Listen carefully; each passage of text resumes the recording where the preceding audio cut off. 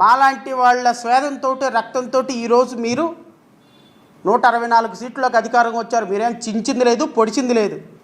ఈ గత 5 సంవత్సరాల్లో జగన్మోహన్ రెడ్డి పేరింటే 3 సార్లు బాత్రూమ్కి వెళ్ళి వచ్చిన వాళ్ళు మీరంతా.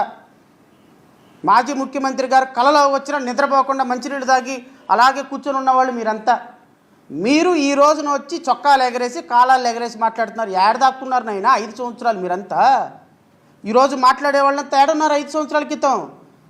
JAGAN అనే పదవి పేరు వినపడితేనే ఎక్కడోళ్ళు అక్కడ సర్దుకునేటువంటి పరిస్థితుల్లో ఈ రాష్ట్రంలో పోరాటం చేసింది మేము, మీడియా పోరాటం చేసింది మేము, గవర్నమెంట్ మీద కేసులు వేసింది మేము, ప్రజలను చైతన్యపరిచాం.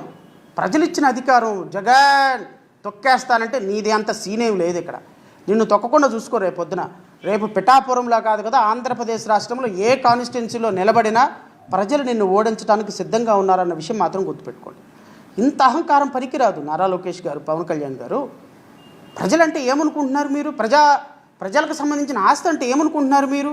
పప్పు బెల్లాల్లాగా 60,000 ఎకరాలు పంచిపడేసి 6 లక్షల కోట్ల రూపాయలు దోచుకొని విదేశాలకి వెళ్ళిపోయి డబ్బులు దాచిపెట్టుకుంటున్నారే. రాష్ట్రంలో ప్రజాధనం మీద ప్రజలకు అధికారం ఉండదా?